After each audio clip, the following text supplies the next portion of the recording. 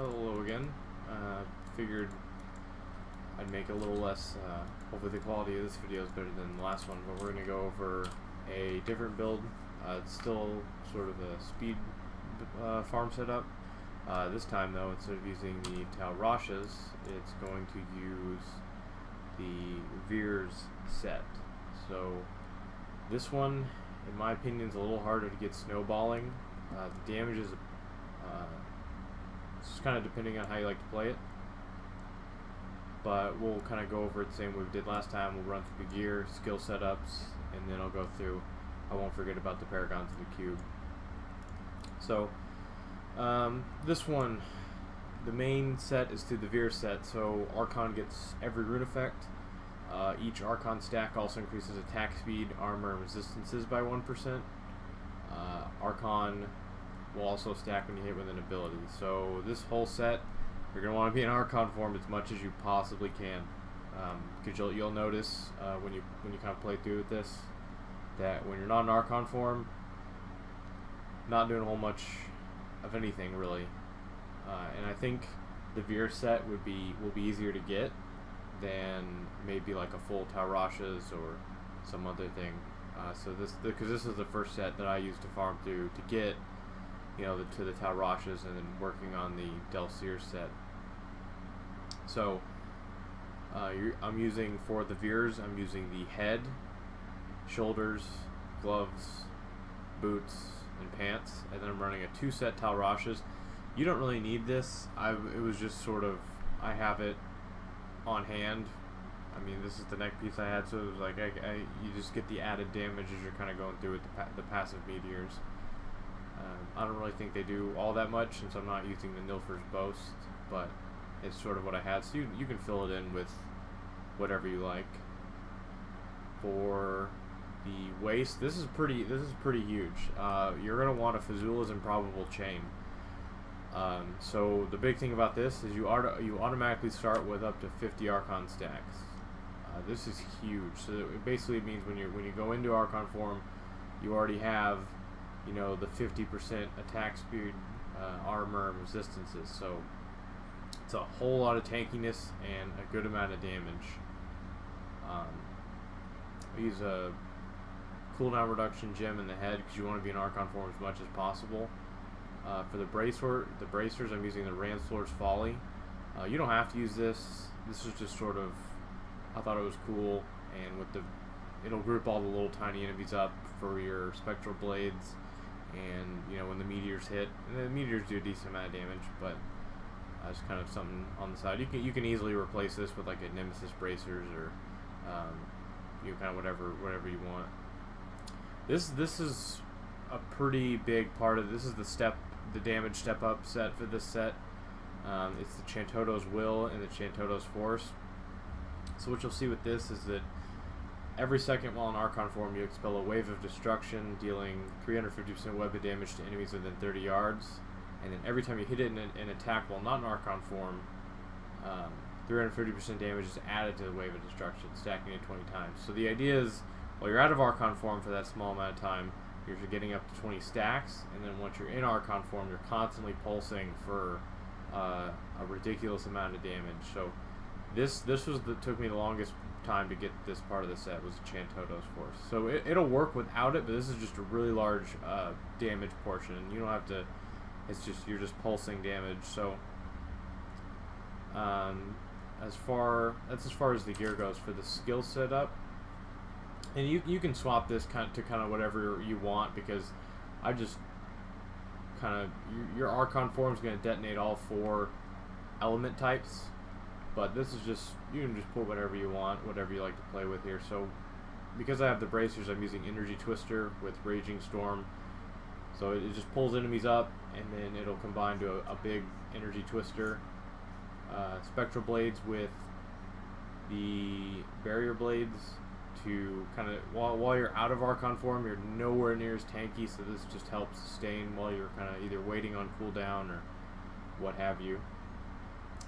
For the Archon form, you gain every rune. I just put improved Archon. You can technically use whatever or no rune, but you get all of them because of the Veer set. Using the Fire Familiar for just 10% damage, and to proc the Fire Meter, you could easily use, you know, Magic Weapon, Force Weapon for 20% damage, depending on what you want. Teleport with Safe Passage. I like the Safe Passage. You could easily use Calamity or any other teleport rune. Ice Armor, Crystallize for the passive armor stack up. For the passive skills, Evocation, absolutely. This, you want as much cooldown reduction as possible. This even more so than like the Explosive Blast build.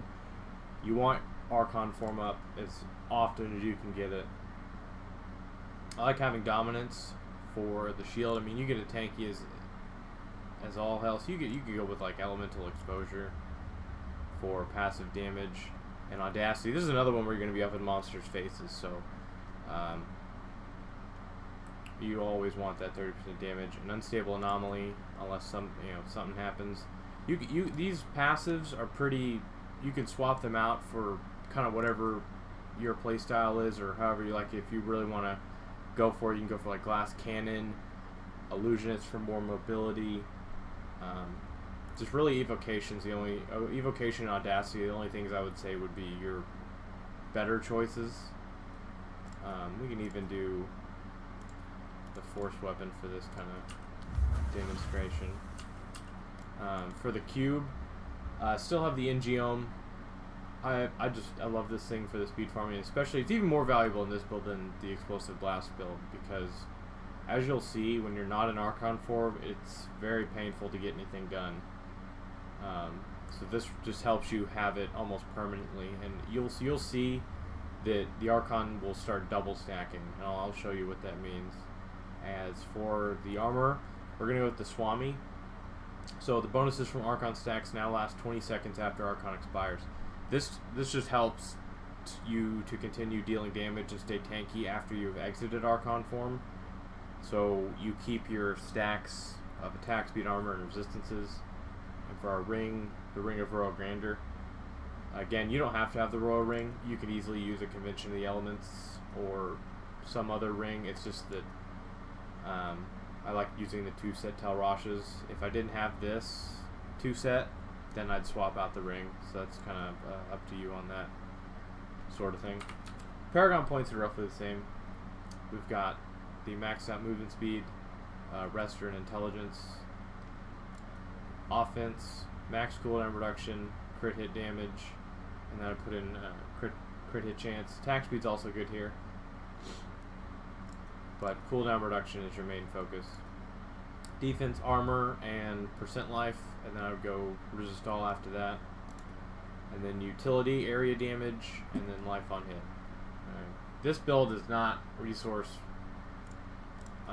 dependent at all. Archon doesn't use anything.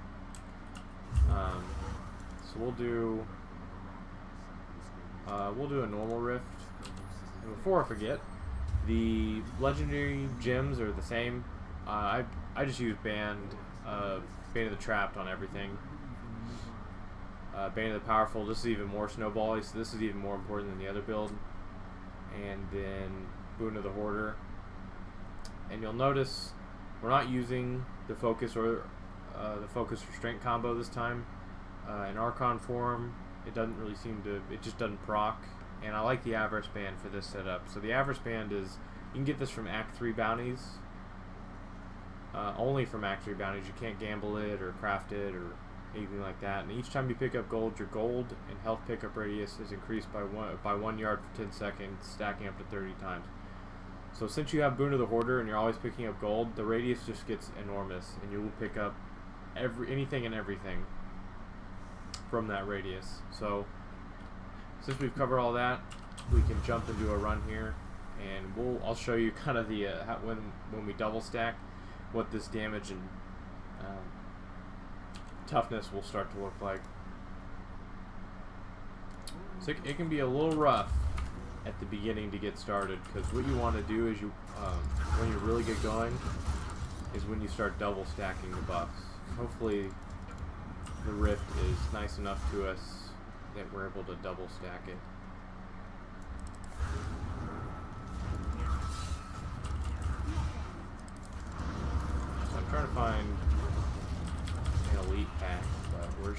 go for it. There's one. So at this point,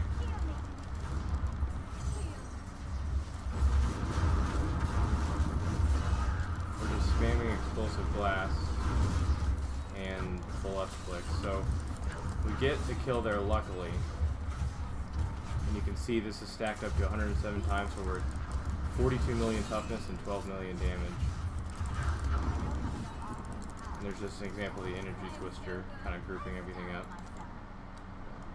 I really want to find another elite mob, because the speed of this can be sometimes just be determined by how nice the rift is to you.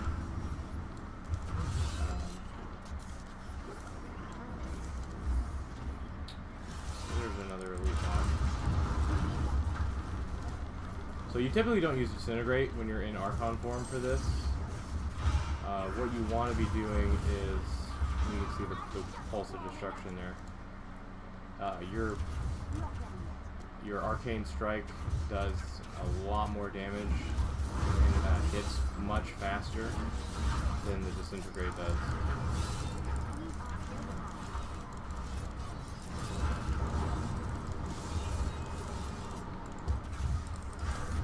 Hopefully this area is a little kinder than the other one. The other one didn't have very jam-packed, but you can kind of see another mob.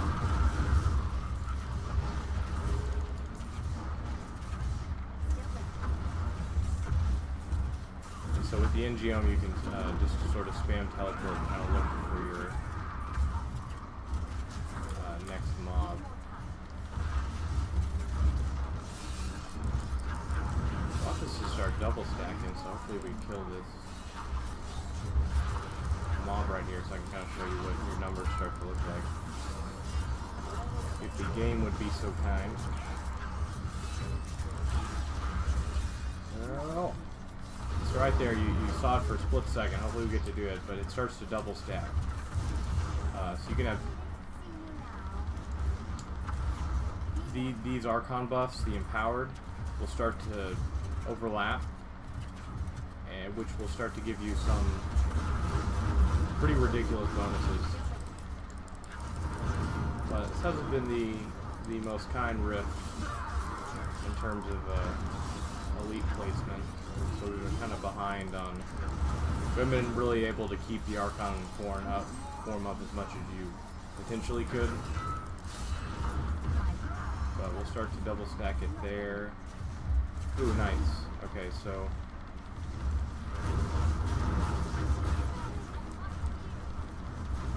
walking a single anomaly.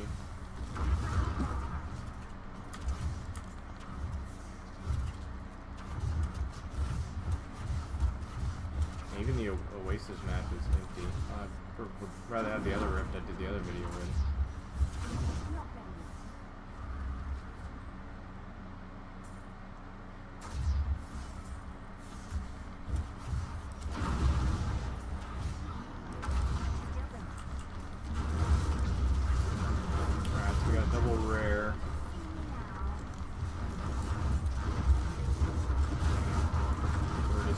Explosive blast and the left click. So we get one. Alright, this should be a good example of the so our Archon formed up again and we had 165 stacks. So right now, I mean look at the toughness. 100 mil, 42 mil, 44. So at this point, this is where you just start running around and just annihilating things. So that's kind of what I meant by it takes a little, snowballing can be a little more difficult with this build than the Explosive Blast. The Explosive Blast more consistent and can do more damage, but I've heard some horror stories about trying to get a hold of a Wand of Woe. So I think this is probably a little more obtainable one. Still a lot of fun. I mean, I had a lot of fun farming with this build. But the Chantoto's 2-set from the weapon and the source definitely add a lot in terms of the damage. Because you always want that thing to be stacked at 20.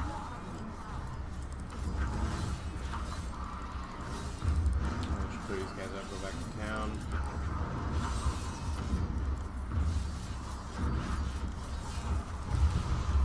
But you can definitely tell that out of Archon form, you're doing nowhere near as much damage. It's just kind of like anything to to buy you time to get back into Archon form.